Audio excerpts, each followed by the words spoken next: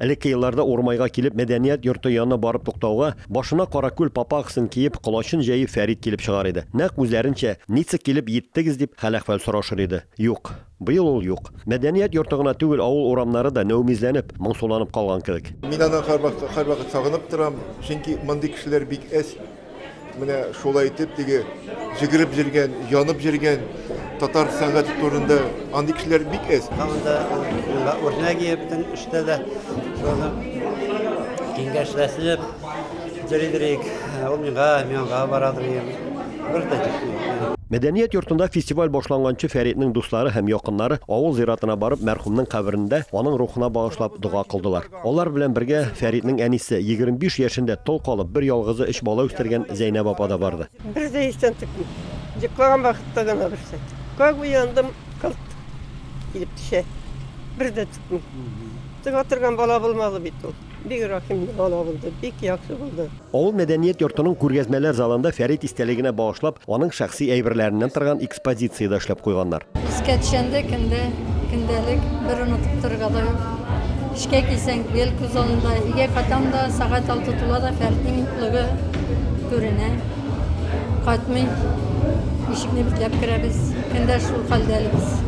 Бик авырынды. Илдә генә түгел, дөньядагы вазгыять үзгәрү сәбәпле башта быелгы фестивальне уздырмаска кирәк дигүчләр дә була. Дөрес, ул быел яңача онлайн форматта үтте һәм туры эфирда алып барылды. Концерт залында бер генә тамашачы да юк. Уздырмаска да күп кеше чыкты безгә уздырмагыз дип. Без үзебезнекендә тордык, потому что Фәрит Фәритнең истәлеге, Фәритнең эше аны туктатырга ярамый иде.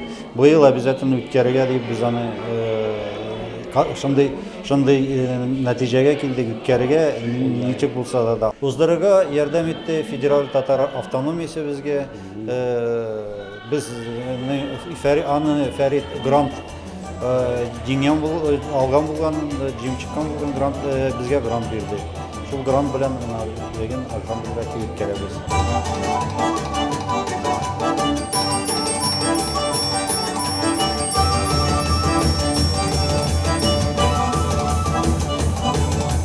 Елдагыча быелгы фестивальдә дә катнашырга теләүчеләр байтак булган. Илебезнең 24 төбәгеннән 80 коллектив, 150 җырчы үз чыгышларын тәкъдим иткән. Гала концертта катнашу хокукына ия булучылар арасында Чаллыдан Мәрьям исемле яшь җырчы да бар иде.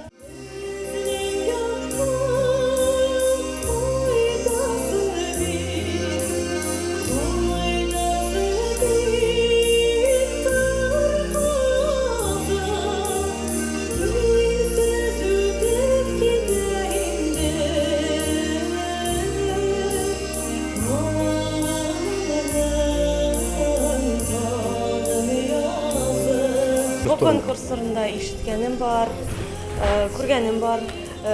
Bütün көчлегемне, батырлыгымны җыеп, быел килергә уйладым. Бу кыландырамы?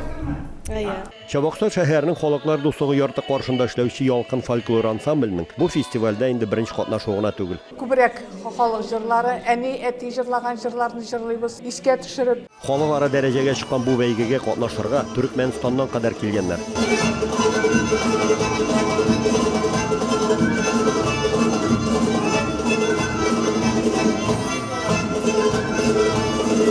Гран-прины 5 төрле номинациядә аерым җырчылар да, коллективлар да һәм халык уен коралларында уйнаучылар да лаек булды.